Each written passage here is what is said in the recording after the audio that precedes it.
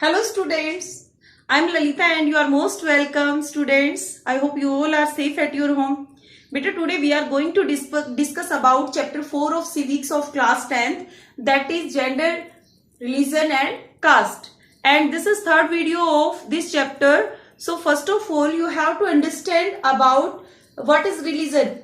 About gender we have already discussed in last two videos. You have to watch those videos to understand better. So first of all religion क्या है, religion actual में होता क्या है. हमारी जो society है कंप्लीटली रिवॉल्व करती है रिलीजन के चारों ओर. तो रिलीजन हमारी सोसाइटी में एक बहुत ही इंपॉर्टेंट फैक्टर है, हमारी सोसाइटी का एक इंपॉर्टेंट डायमेंशन है. इसी के बारे में हम पढ़ेंगे किस तरह से रिलीजन पॉलिटिक्स को अफेक्ट करता है. What is religion, communalism and how communalism affect politics और रिलीजन अफेक्ट पॉलिटिक्स. रिलीजन की वजह से कई बार आपने देखा होगा कि रिलीजन के नाम पे सोशल डिवीजन होता है, कम्युनल रियोट्स होते हैं और उन्हें सबसे ज्यादा माइनॉरिटीज अफेक्ट होते हैं. माइनॉरिटीज को भी ये लगता है कई बार कि उनके साथ सही नहीं हो रहा है, इंफीरियर फील होता है उनको. और तो कहीं ना कहीं वो भी इस चीज को क्रिएट कर देते हैं, कम्युनल रियोट्स को क्रिएट कर देते हैं, जिनकी वजह से बहुत सारा नुकसान होता है. Next, we are going to discuss about this statement. This is most important question in very short question of this chapter. Religion can never be separated from politics. Religion को कभी भी पॉलिटिक्स से सेपरेट नहीं किया जा सकता. गांधी जी की ये स्टेटमेंट है और गांधी जी ने ये क्यों कहा. देखिए गांधी जी ने ये क्यों कहा, गांधी जी की जो स्टेटमेंट है इससे क्या पता चलता है. रिलीजन कहीं ना कहीं रिलीजन का जो अफेक्ट हमारी सोसाइटी में बहुत ज्यादा है. तो गांधी जी का कोई मतलब यहाँ पे किसी पर्टिकुलर रिलीजन को या इस्लाम को या हिंदुइज्म को या किसी पर्टिकुलर रिलीजन को लेके नहीं है.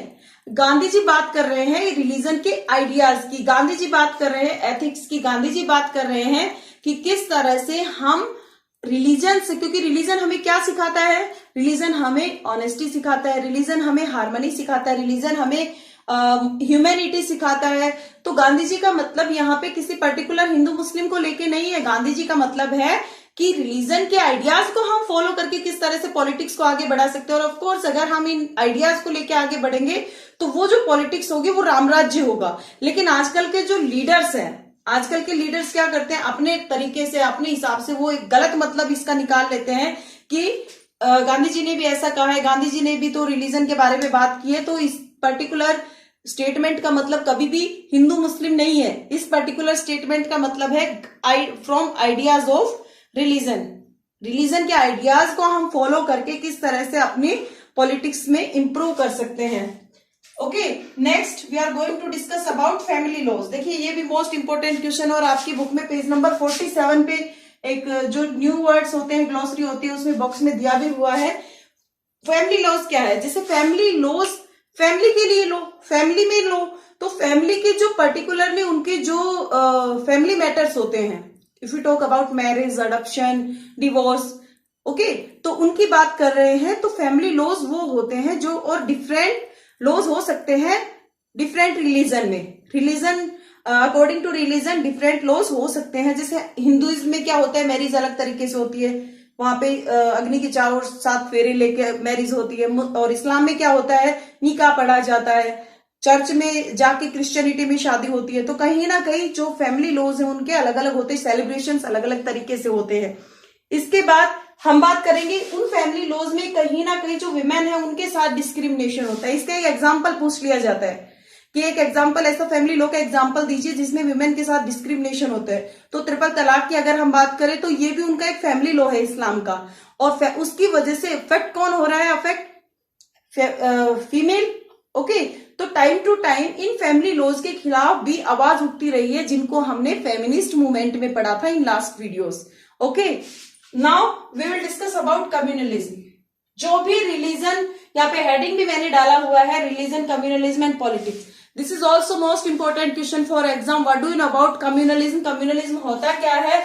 तो कम्युनलिज्म डायरेक्ट एग्जाम में पूछ लिया जाता है. देखिए यहाँ पे ये जो डेफिनेशन लिखी हुई है, state power is used to, state power का इस्तेमाल होता है किसके लिए, यूज टू एस्टेब्लिश. इसको 3 पार्ट्स में आप डिवाइड कर लो डेफिनेशन को, और इस तरीके से अगर लर्न करोगे, मैं आपको हमेशा ट्रिक देती रहूंगी कि किस तरह से आप अच्छे से क्वेश्चन लर्न कर सकते हो और अच्छे से मार्क्स एग्जाम में अच्छा स्कोर कर पाओगे उसकी वजह से।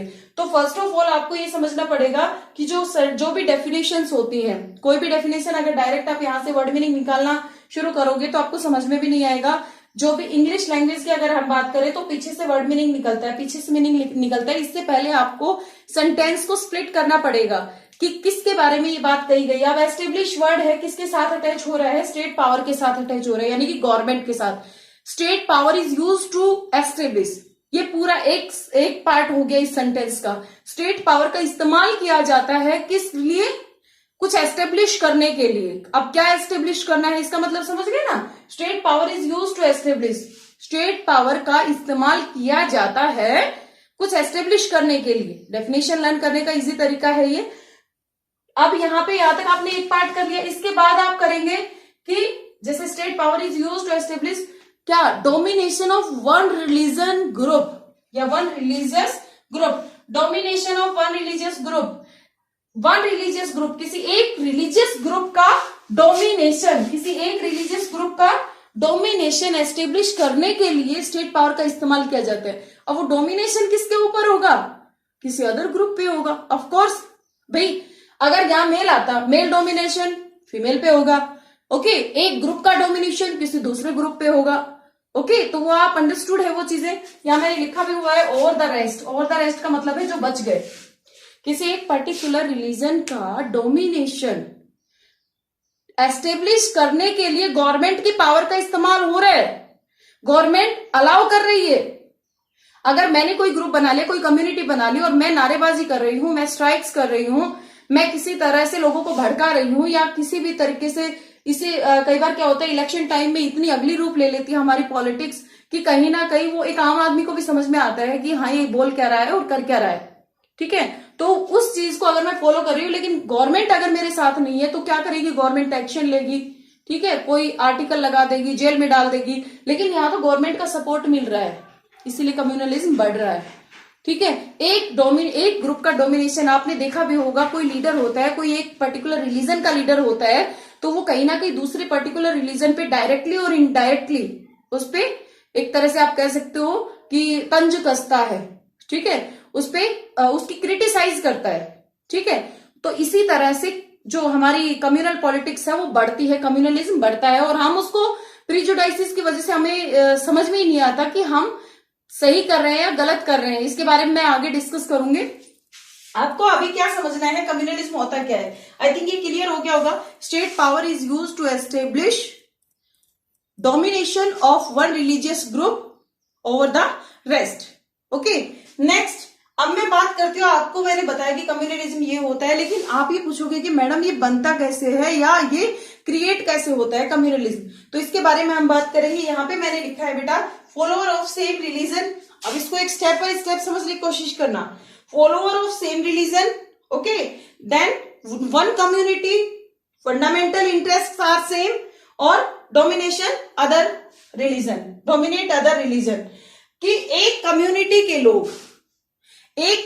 के लोग हम क्या कहते हैं कि आप भी इस रिलीजन के हो, हम भी इस रिलीजन के हैं, तो हम सब क्या हैं, हम एक है। हमारे इंटरेस्ट क्या है, हमारे इंटरेस्ट भी सेम है, तो हमें क्या करना चाहिए, हमें एक हो जाना चाहिए। ओके, अब हम एक हो गए, हमारे एथिक्स हमें पता चल गए कि मेरा भी इंटरेस्ट क्या है, इस तरह से इंप्रूवमेंट होना चाहिए।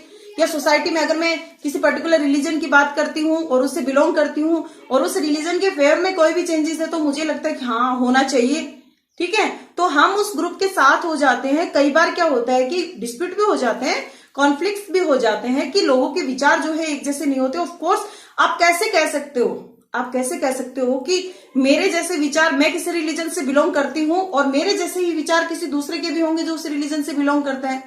ओके, तो कहीं ना कहीं ये कंट्रास्ट भी होता है, लेकिन जो कम्युनल पॉलिटिक्स है वो इसी तरह से बनती है कि एक रिलीजन के लोग इकट्ठे हुए और उन्होंने अपने आप को सुपीरियर बताना शुरू कर दिया कि हमारा जो रिलीजन है, हमारे जो आइडियाज हैं या हमारा जो कल्चर है वो बेस्ट है, हमारी जो कस्टम्स है वो अच्छी है, बाकी आप लोगों की कस्टम्स में ज्यादा जो इसमें हमारी जो कस्टम है उसको ज्यादा फॉलोअप किया जाना चाहिए या उनको ज्यादा हाईलाइट किया जाना चाहिए। कहीं ना कहीं ये गलत है और इसकी वजह से हम दूसरों को एलिनेट फील कराते हैं, दूसरों को इंफीरियर फील कराते हैं, दैट इज नॉट गुड। जब दूसरा इंफीरियर फील करता है, ओवरलैपिंग या क्रॉस कटिंग की जो कंडीशंस आती हैं कंट्री में, तो कई बार वो बहुत नुकसानदायक होती है। इसी वजह से बढ़ती है कम्युनल पॉलिटिक्स।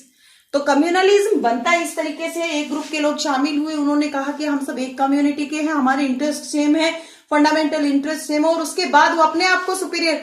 भाई कोई आपको डांट मारता है, एक एग्जांपल समझो, गुस्सा आता है आपको गुस्सा कब आता है? जब आप समझते हो कि इसने सही काम नहीं किया, इससे अच्छा मैं काम कर लेता, या कहीं ना कहीं गुस्सा आता नहीं, गुस्सा लाया जाता है। ठीक है, आप सेम पर्सन हो, लेकिन अगर आप किसी के सामने गुस्सा करते हो, उसको आप इंफीरियर समझते हो अपने से। ठीक है, जिसके सामने आप गुस्सा नहीं करते उसको आप सुपीरियर समझते हो, या आपके वो टीचर्स भी हो सकते हैं, कोई और भी हो सकते हैं। अगर बड़ों की बात करें तो उनके बॉस हो सकते हैं। आप छोटों पे या उन लोगों पे गुस्सा कर लेते हो जिनके ऊपर कहते ना आपकी चलती है, तो उनको आप इंफीरियर समझते हो, या दूसरे लोग उनको इंफीरियर नहीं समझते, उनको सुपीरियर समझते हो, इसलिए आप उनके, तो ये हमारी थिंकिंग है। ठीक है, हम अपने आप को सुपीरियर समझते हैं और दूसरों को डोमिनेट करने की कोशिश करते हैं, ये पॉलिटिक्स सही नहीं है, दैट इज कम्युनल पॉलिटिक्स। इस तरह से कम्युनल पॉलिटिक्स बनती है और ये पूरी तरह से फंडामेंटली फ्लॉड है। फंडामेंटली फ्लॉड मतलब सही नहीं है, इसको पॉलिटिक्स से हटाया जाना चाहिए। अगर ये पॉलिटिक्स में रही तो कहीं ना कहीं हमारी जो पॉलिटिक्स है, आज आपने देखा होगा कि हम काम करने पे कम, हमारी जो पार्लियामेंट है या कहीं भी अगर बात करें, हालांकि आज हम जो मेजोरिटेरियन गवर्नमेंट मेजोरिटी में है एक पार्टी, लेकिन कई बार कॉलिशन गवर्नमेंट बनती है तब भी ये कंडीशन होती है, और आज भी है ये कंडीशन कि एक दूसरे पे आरोप प्रत्यारोप करना, यानी कि क्रिटिसाइज करने में ज्यादा लगी रहती है पार्टीज और काम कम करती हैं। तो कहीं ना कहीं ये हमारी पॉलिटिक्स को अफेक्ट करती है, कम्युनलिज्म का इफेक्ट है ये। ओके, सो इसके बाद हम नेक्स्ट वीडियो में डिस्कस करेंगे two most important questions, various form of communalism जो 90% एग्जाम में आता है, और उसके अलावा सेक्युलर स्टेट का कॉन्सेप्ट करेंगे। Those both are most important questions for your exam. So I think आपको ये अच्छे से समझ में आ गया होगा। फिर भी अगर आपको कोई डाउट है तो आप मुझसे पूछ सकते हैं। Thank you, have a good day ahead.